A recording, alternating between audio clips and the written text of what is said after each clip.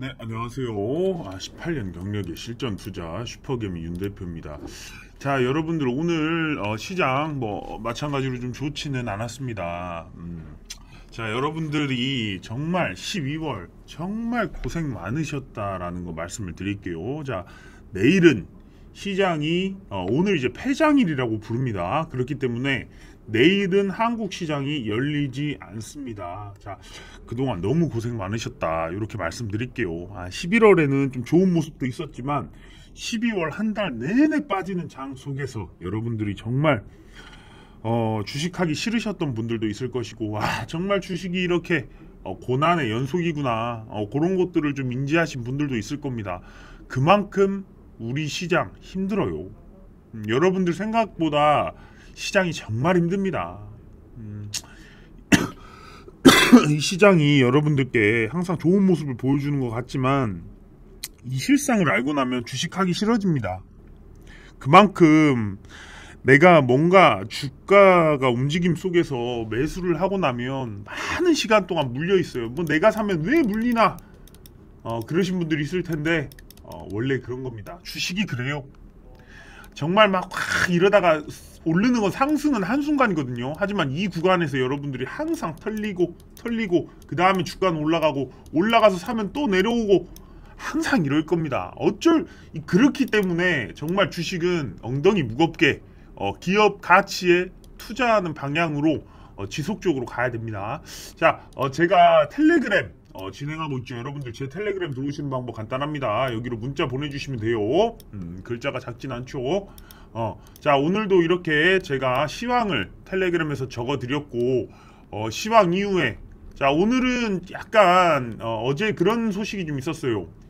게임주들 판호를 받아서 넷마블이나 넷마블, 오늘 조이시티도 움직임 좋았죠. 넷마블이 근데 두 개의 게임을 중국 판호를 받음으로써 오늘 18% 넘는 상승을 보여줬고요. 자, 넷마블 뿐 아니라 또 다른 종목들도 카카오 게임즈 이런 종목들도 많이 상승을, 오늘 게임주가 바닥에서 좀 나왔던 모습을 보실 수가 있었을 겁니다. 자, 그런데 이건 바닥 수급이기 때문에 이런 거를 보시면, 자, 매물이 아직 많아요. 올라오면 매물 털리니까, 자, 이런 것들은 막 쉽게 사긴 좀 애매합니다. 자, 그리고 난 다음에 제가 이번 주 금요일에 마지막 주차 금요일은 단타 정말 조심하시라. 그런데도 제가 국제약품과 제일파마홀딩스를 드렸죠. 자, 제일파마홀딩스 여기서 제가 추천을 드렸어요. 여기서 보이시죠? 눈이 어두워도 보이셔야 되는 이 숫자 4.3%, 여기서 제가 추천을 드렸어요. 자, 오늘 상한가까지 갔습니다. 자, 여러분들 제가 텔레그램에서 여러분들께 말씀드리는 종목들, 주도주들을 어떻게 매매하는지, 주도주들이 어떤 움직임을 보이는지, 그런 부분들을 좀 연습시켜 드리려고 하는 거예요. 왜 그러냐면 결국에 많은 종목들이 이렇게 움직이다가 결국에 상승이 나오기 전에 저는 이제 매수를 드릴 텐데, 이게 이렇게 왔을 때 어떤 움직임을 보여서 계속 이걸 매매하다 보면 매도점을 여러분들이 어떻게 잡아야 될지 감이 옵니다. 자, 여기 보이시면 에센딩 트라이앵글 지지선 나오죠. 여기를 뚫고 여기에서 지지를 받쳤을 때 여기 뚫으면 날아간다는 거예요. 지금 보세요. 한 번, 두 번, 세 번, 네 번을 못 뚫었던 곳인데 여기 뚫잖아요. 여기 힘이 응축돼서 막 날아가요.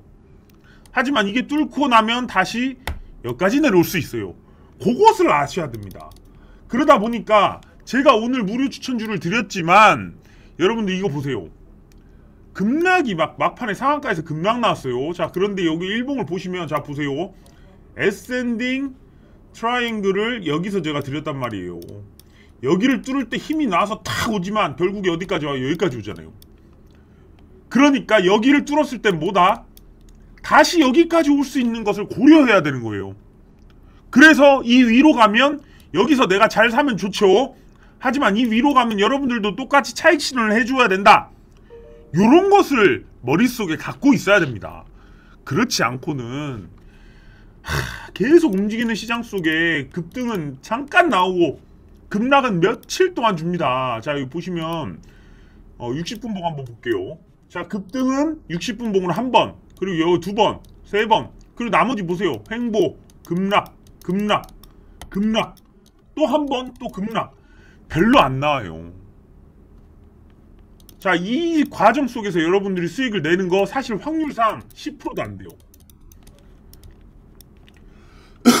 그리고 이걸 안다고 하더라도 쉽게 수익을 낼 수 있는 건 아닙니다. 제가 어떻게 매매하는지 이런 거 사실은 영상을 찍어 드리려고 하지만 저는 안 하겠습니다. 여러분들이 거기에 눈깔이 돌아버릴 수가 있어요. 그러니까 그런 것들은 제가 교육에서나 여러분들한테 말씀드리지, 요런 거 보세요. 그러니까 이제 단타를 하실 때도 여러분들은 확실하게 내가 어떻게 해야 되는지 전략을 세워두고 움직이셔야 된다, 이렇게 말씀을 드리는 겁니다. 자, 요거 이제 제일파마홀딩스 호가창이죠. 자, 이거 1억만 내가 산다고 쳐도 7%가 될 수 있는 겁니다. 그러기 때문에 물량이 나오게 하기 위해서 이런 구간들을 가져가는 건데, 이런 것을 좀 알려드리고 있어요, 이 텔레그램 방에서. 자, 그러니까 이런 것들도 제가 꾸준하게 제가 볼 수 있는 포인트들 텔레그램 방에 계속 언급 드릴 테니까 한번 시장 움직이는 거 한번 보세요. 자, 그러다가 이제 올라가니까 어떻게 됐죠? 자, 올라가니까 제일파마홀딩스를 제가 몇 번을 추천드렸습니까?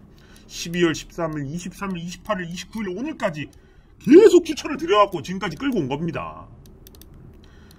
자, 그렇기 때문에 여기 밑에서부터 계속 저는 추천을 드렸어요, 오늘을 위해.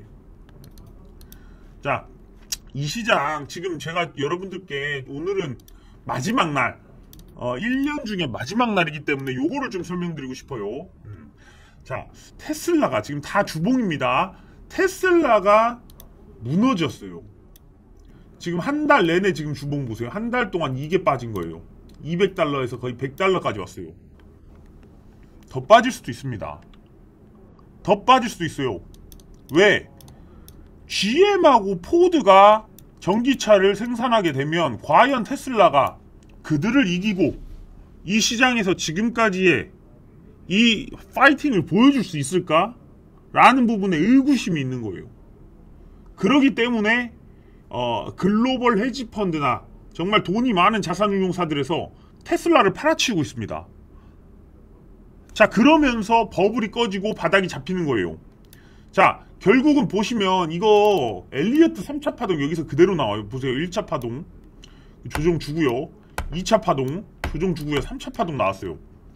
제가 이 테슬라 차트를 보면서 정말 이 차트의 정석이다, 이런 생각이 굉장히 들었습니다. 자, 이렇게 볼게요. 뭐냐. 자, 엘리어트 1차 파동이 나오고 2차 파동 제일 크게 나오죠. 그리고 한번 쉬고 또 3차 파동 나왔어요. 그 다음에 내려오면서 지금 쌍고, 자, 이거 헤드 앤 숄더라고 하죠. 헤드 앤 숄더 앤 허리 맞고 발목 밑으로 빠집니다. 허리 밑으로 빠져서 발목까지 왔어요.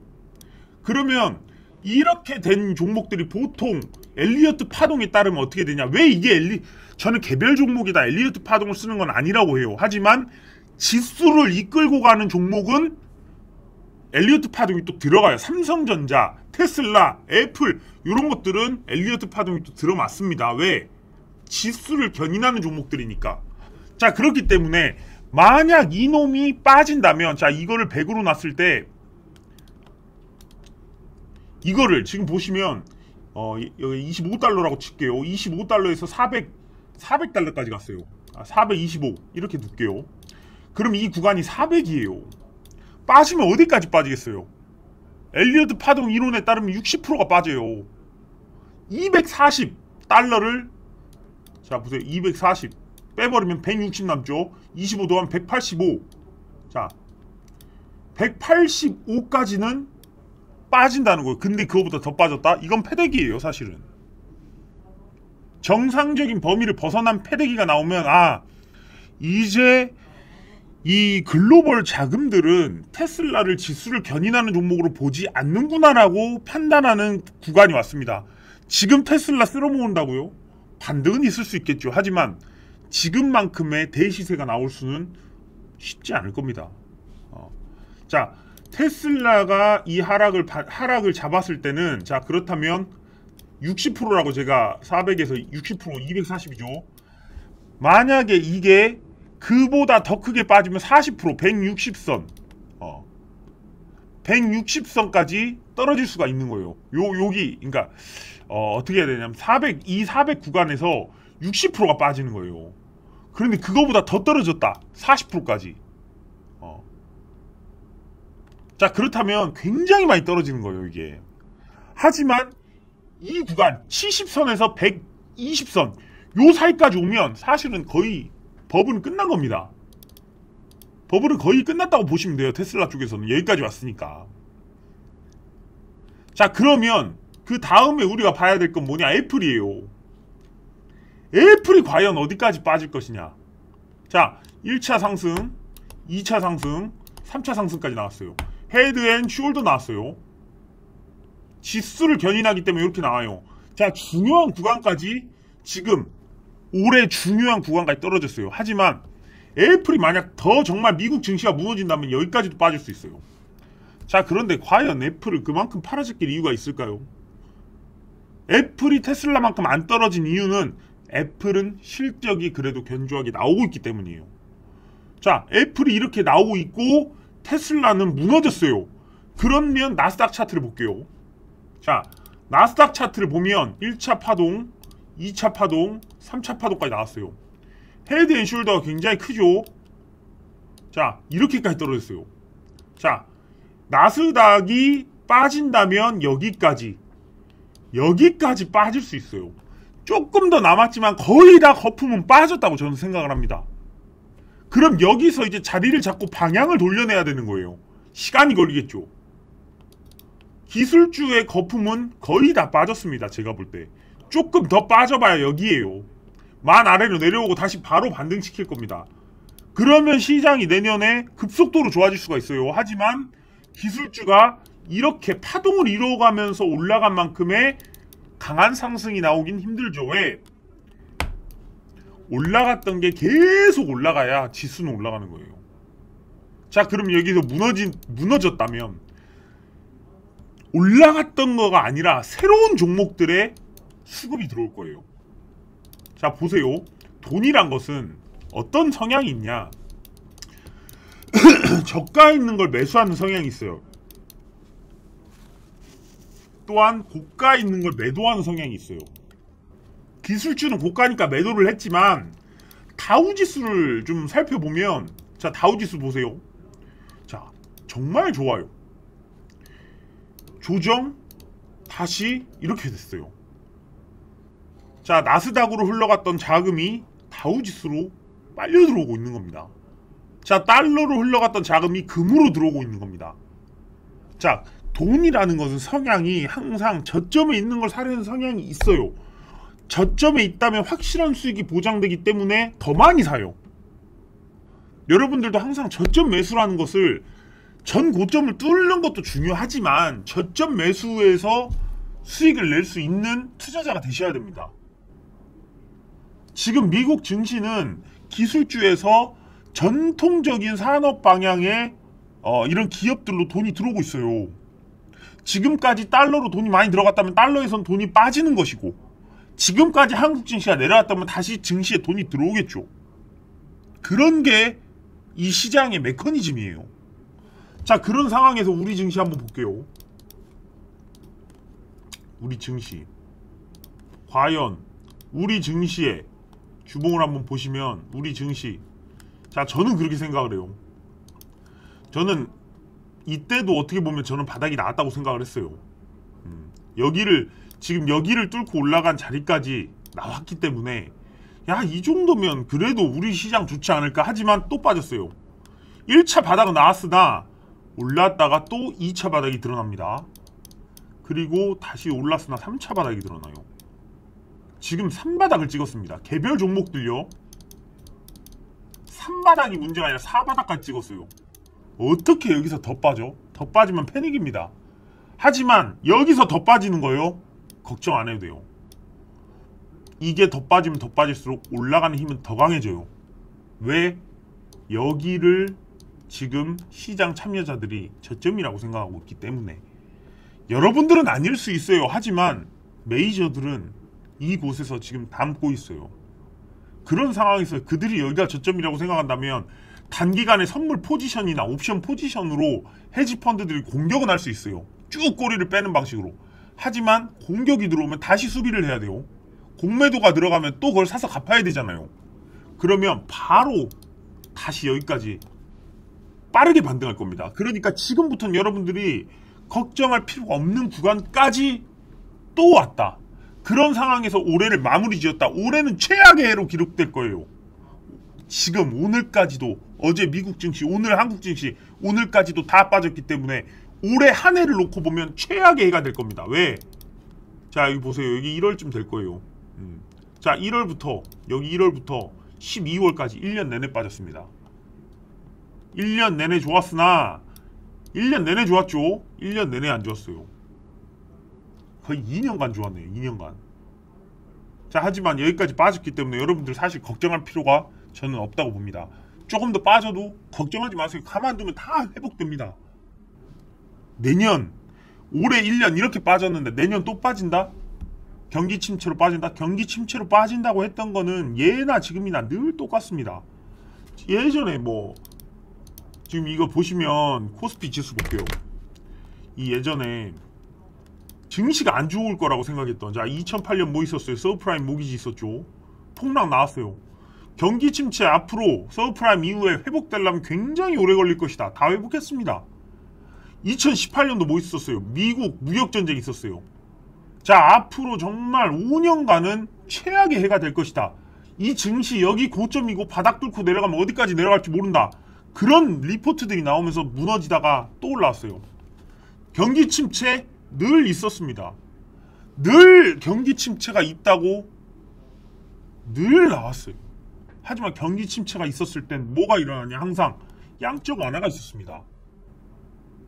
지금은 부양책이 없겠지만 긴축을 하기 때문에 없겠지만 더 힘들면 힘들수록 다시 부양책이 나올 가능성은 더 커집니다.